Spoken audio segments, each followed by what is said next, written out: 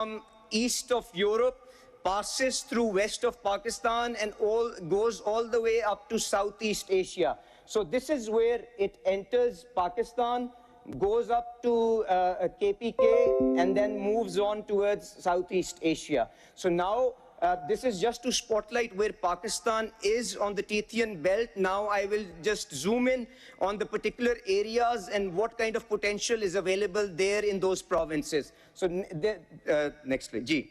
So now we are into Balochistan, which I think is richly endowed and undoubtedly has one of the largest reserves, untapped reserves of copper and gold. It is home to huge mineral potential, and it is not just restricted to Chaghi district, which is located around here. I think Chaghi has gathered a lot of spotlight because of the Rico Dick project and the Sandik project that are being discussed, and has tremendous potential of copper and gold. But then there is also the Khusdar and Lasbela belt, which is located somewhere over here, and there are measured reserves of lead and zinc over here. And then there is the Zob corridor, which is somewhere over here, and there are indications of chromite and antimony that have been seen over there. So now this is just the Balochistan area. Now moving on to Khyber Pakhtunkhwa, I think a lot of focus has been on Balochistan, but the other provinces, since they are also on the Tethyan belt, have vast potential. So when you zoom into KPK, I think the Chitral and the Kohistan belt, if you look there, there are showings and endowments of copper, placer gold, gemstones, copper, antimony, and all those precious materials that are listed here in this belt also. Now moving on to Punjab, I think one of the biggest reserves of Himalayan pink salt is located in Punjab, and that's potential is being excavated. And in Chiniot, there are also indications of iron ore, placer gold, and many other important materials. Now moving on to Sindh, and we have the Honorable Chief Minister here. I think the biggest, one of the biggest reserves of lignite coal is located in Thar. The sizing of that opportunity is around 175 billion tons, and the current production that is happening there is only 11 million tons per annum. So there are a lot of projects and a lot of opportunities in gasifying this coal resource and meeting the energy and the fertilizer needs of the country. So, and then there are also dimension stones and industrial minerals that are also available there. Now moving on to Gilgit-Baltistan, I think in Gilgit-Baltistan, there are also indications of gemstones, various projects and undertakings are being done there to develop and harvest the potential of gemstones in this belt. And then you have rare earth elements, indications of tracer gold, and many other materials in this belt also.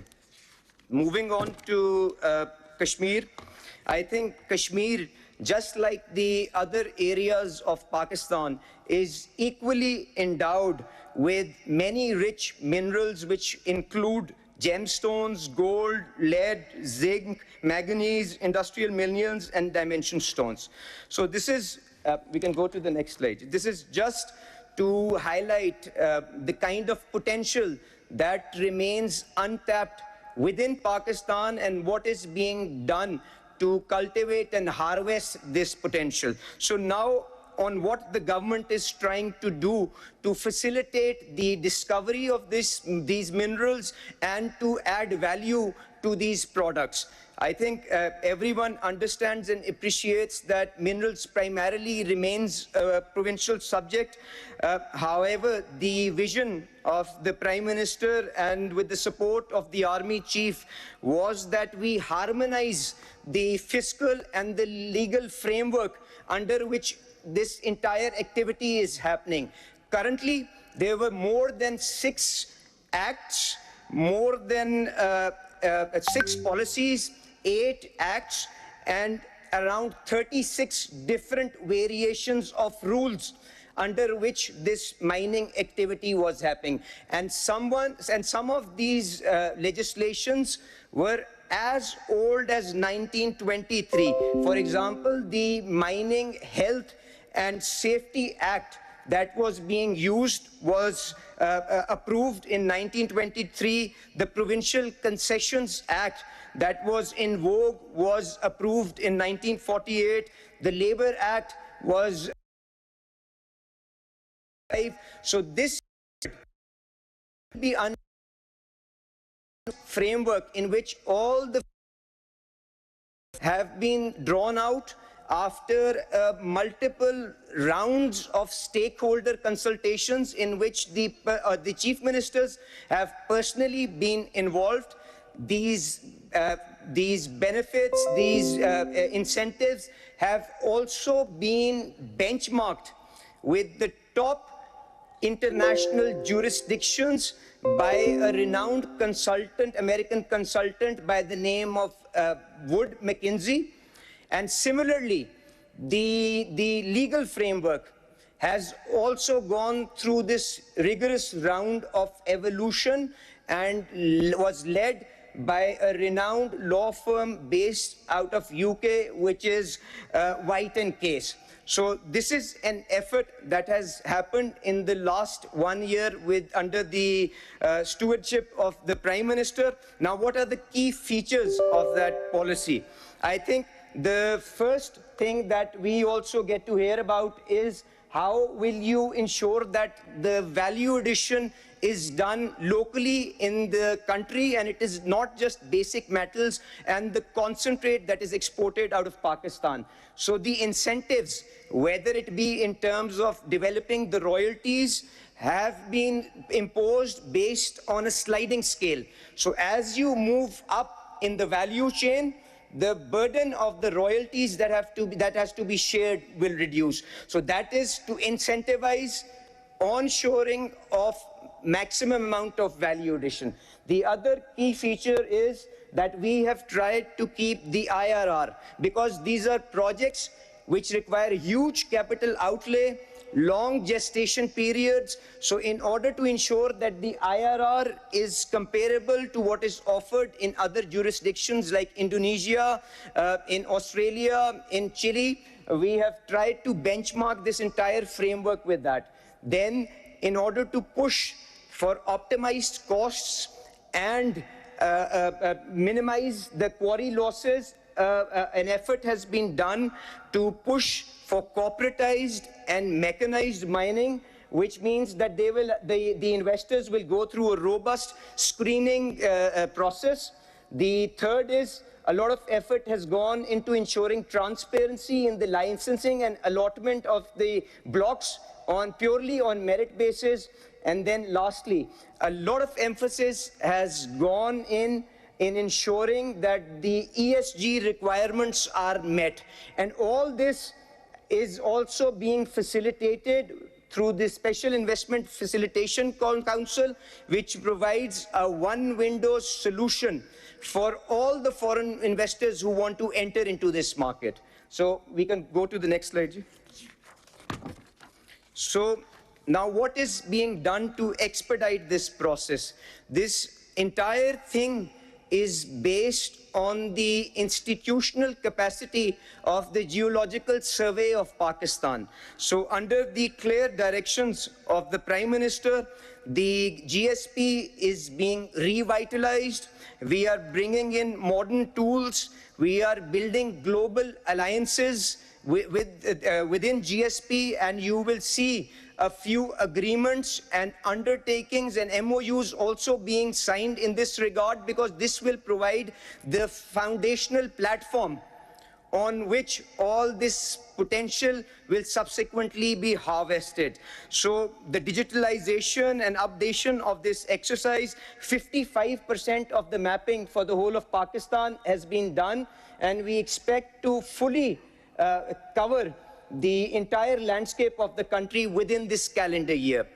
After that, we are also trying to leverage GIS-based technologies to centralize and share critical sector data, consolidation of this data, and making it making it easier for potential investors. That is another effort that we are moving towards. So, next slide. Ji. So now, coming to the last slide of my presentation.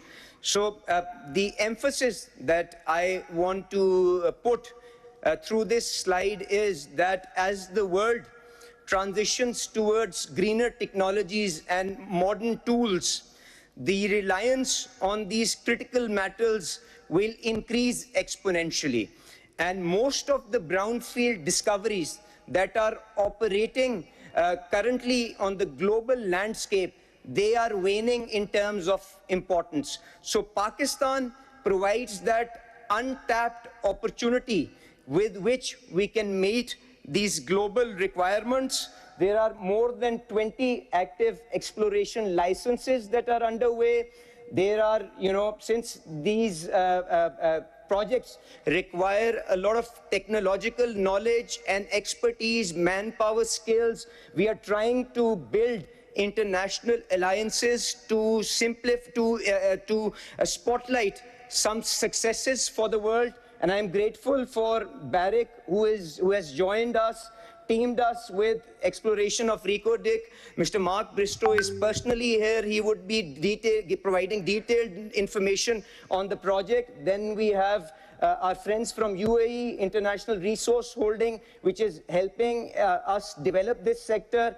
The Chinese friends, MCC, is already involved in SENDAC and continues to cooperate with us in development of this sector. So this is the other pillar of support in how we are trying to manage this transaction and tap into this potential.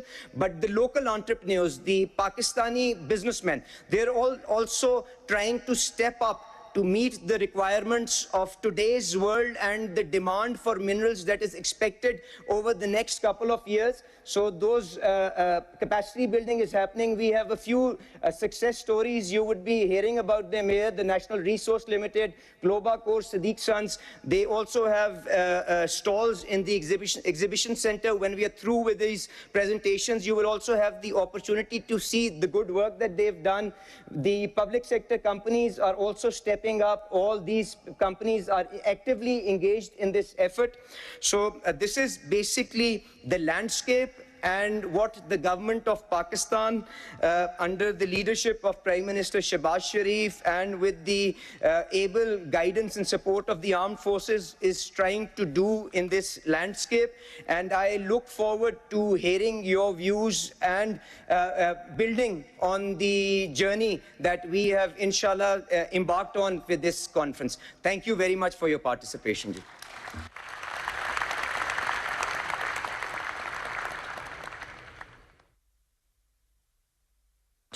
Thank you so much, Your Excellency, Ali Parvez Malik, the Minister of Energy, the Petroleum Division for the Government of Pakistan. And thank you for bringing us on that tour around Pakistan and, demonstrating to us all of the great resources that are there and how powerful and the tremendous opportunities that are there. Let's take a quick look at this little video. It'll probably bring to life some of what His Excellency has just been talking about. And let's just see our video here from the Minerals Investment Forum.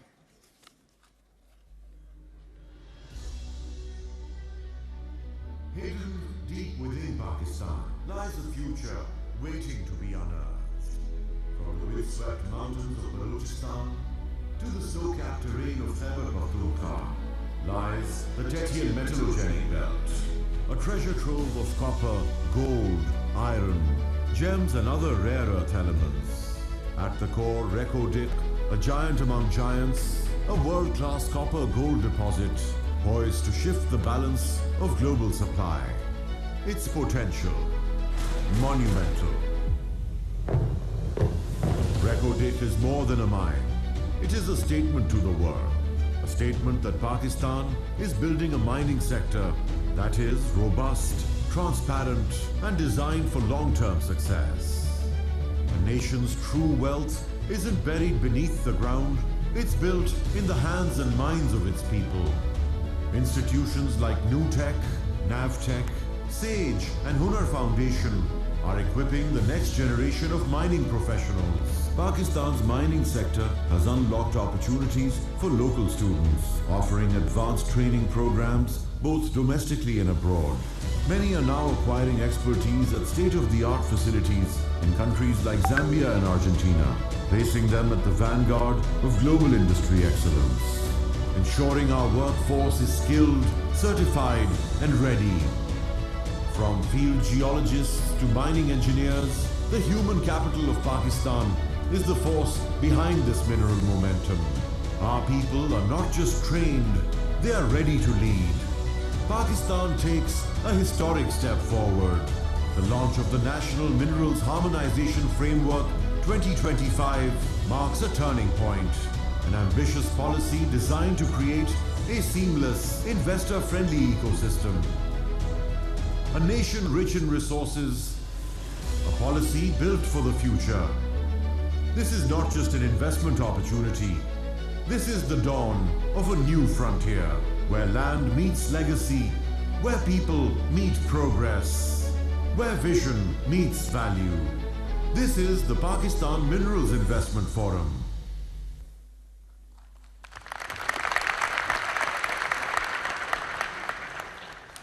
And there you heard it, the dawn of a new frontier. The possibilities in Pakistan, without a doubt, are absolutely endless. But let's take a closer look at what is happening at the jewel in the crown, so to speak. Let's hear from the president and the CEO of Barrick Gold Corporation to bring us up to date with what's going on with Reko Diq and the future of mining in Pakistan. Please give a very, very warm welcome for Mark Bristow.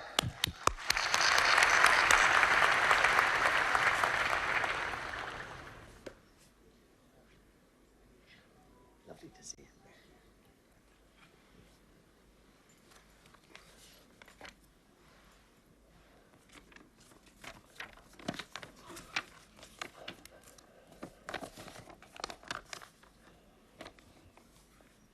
Honourable Prime Minister Shahbaz Sharif,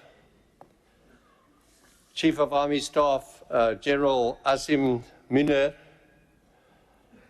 the Honourable Deputy Prime Minister of Pakistan, our own Minister of Energy and one-day mines, Ali Parvez Malik, all our other honourable ministers, both federal and provincial, and a special welcome to visiting ministers, honoured guests from other countries. A special welcome to our Chief Minister, Bukti of Balochistan. And a very good morning, ladies and gentlemen and fellow miners. And in particular, I would like to express my sincere gratitude to those colleagues from the major mining and international mining companies that accepted our invitation to join us here in Islamabad to talk about future of mining in Pakistan over the next 2 days.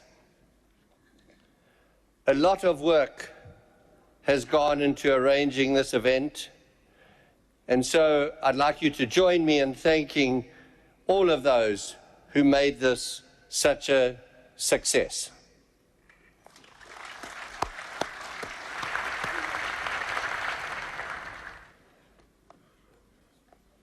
This is our usual cautionary statement, which you can also find on our website, should you wish to review in more detail.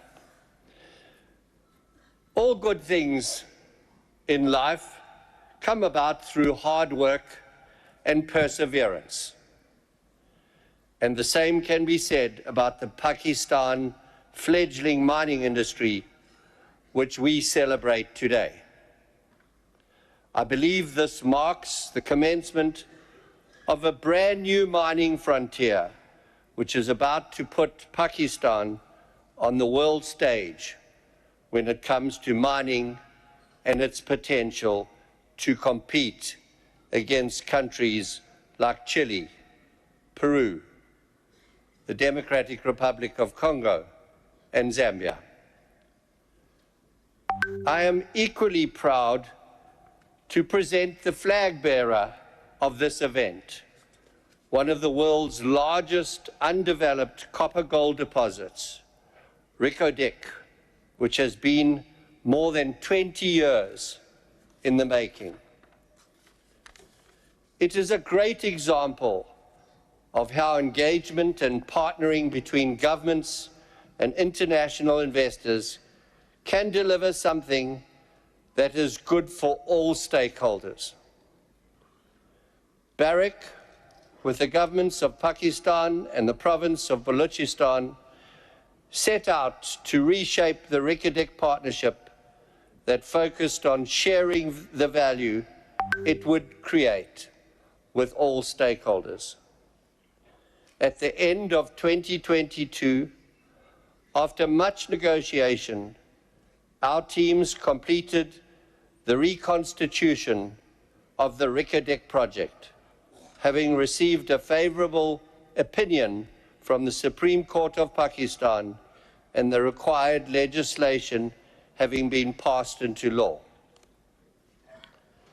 So Reko Diq today is a 50-50 partnership between the people of Pakistan and Barrick, owned 50% by Barrick, 25% by 3 Pakistan federal state-owned enterprises, 15% by the province of Balochistan on a fully funded basis, and 10% by the province of Balochistan on a free carried basis.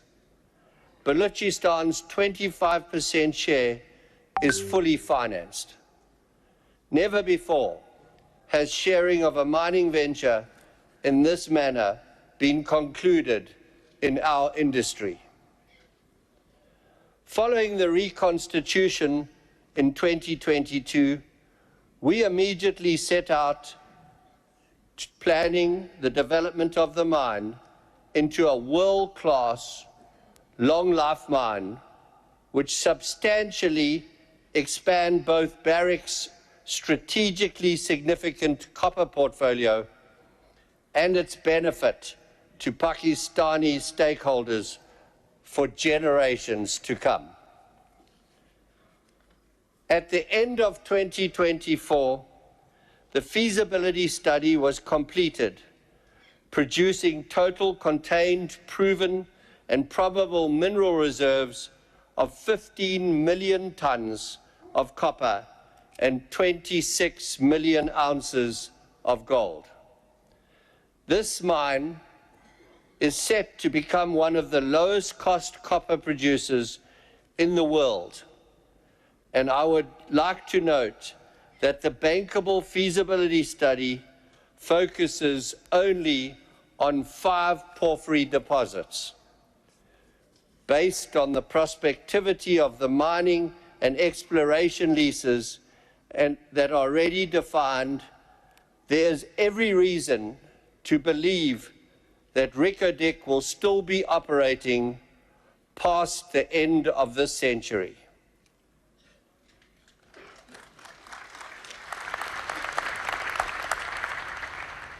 First production is planned for 2028 and targets 240,000 tons per annum copper and 300,000 ounces per annum of gold during phase 1, and will grow to 400,000 tons per annum of copper and 500,000 ounces per annum of gold during phase 2. We have now entered the construction phase, having submitted the environmental and social impact study, filed the 43-101 report, and received the approval of the company's boards of directors. The ongoing development of this resource is a key milestone, not just for Barrick, but also for Pakistan and the province of Balochistan. And I am sure as I said at the beginning of my presentation, Reko will be the beacon that leads Pakistan into the ranks of the top global mining jurisdictions. Barrick has a proven track record of partnering with and fostering local suppliers worldwide, and we are applying these same principles and experiences at Reko. Over the last 2 years, we have awarded contracts valued at millions of dollars to suppliers from the Chagai district.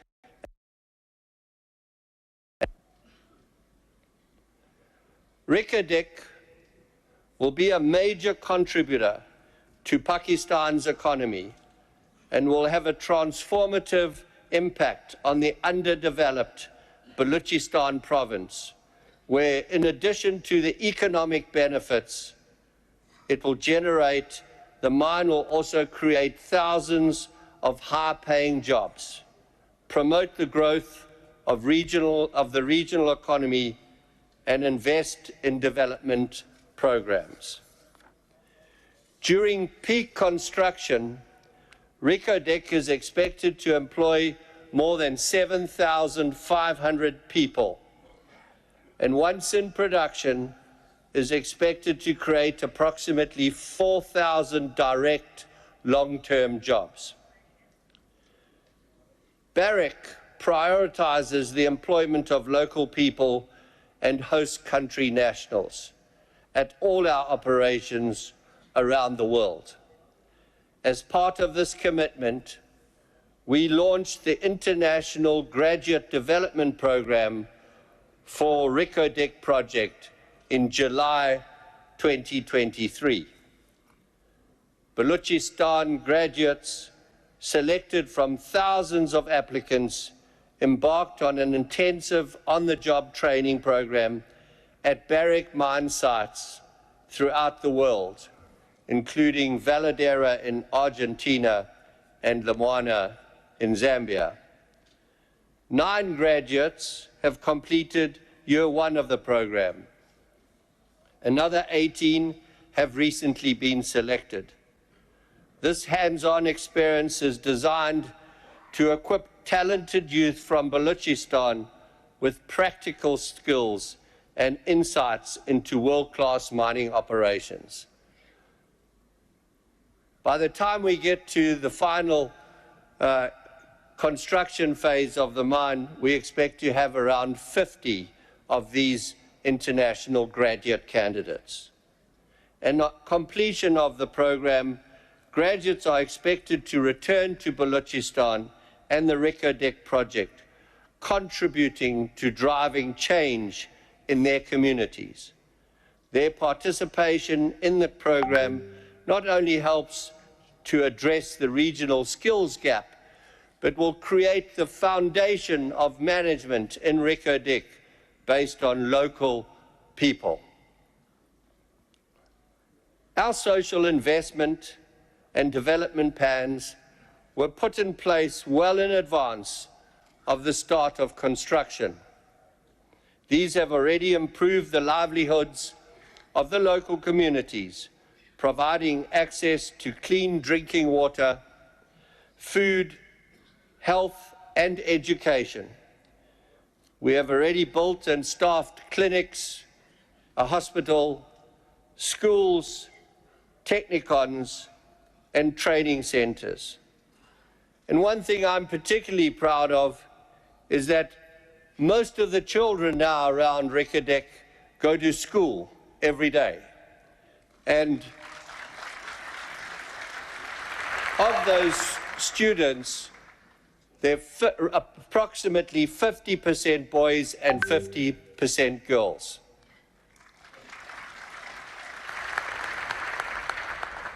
Important initiatives are also being implemented to enable the development of local suppliers and service providers. These include supplier and vendor development programs, small business training programs, and local business incubation hubs.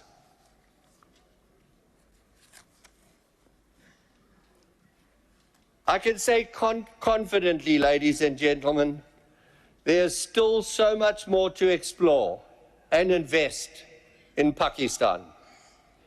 In total, just in the Reko Diq licenses, we have identified 15 porphyry bodies, and we're still finding more. Our geologists are actively evaluating these other bodies, which will certainly influence future life of mine plans and reserve and resource estimates. I always tell the team in Reko Diq is just a starter mine. There's lots more to come. There is substantial upside, and as I have already mentioned, while the feasibility study assumes a 37-year mine life based only on reserves, all indications suggest the mine could still be operating through the rest of the century. With this in mind, we are already looking to grow our footprint with new partnerships, again leading this region into the global industry of world-class mining.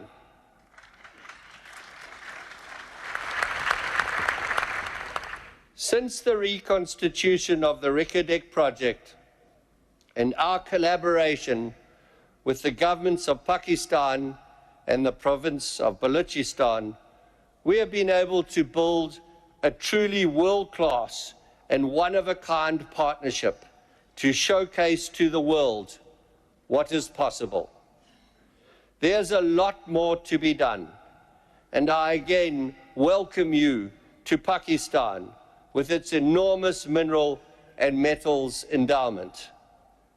I believe we are on the verge of something truly transformational, and thank you for joining us today and tomorrow.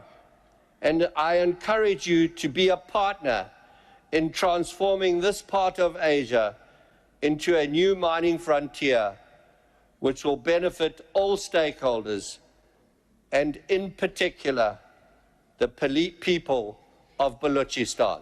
Thank you for listening.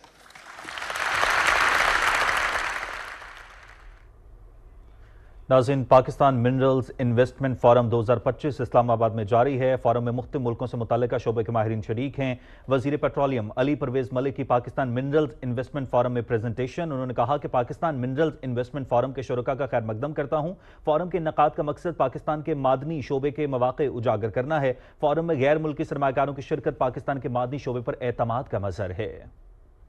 News studio से fill वक्त इतना ही।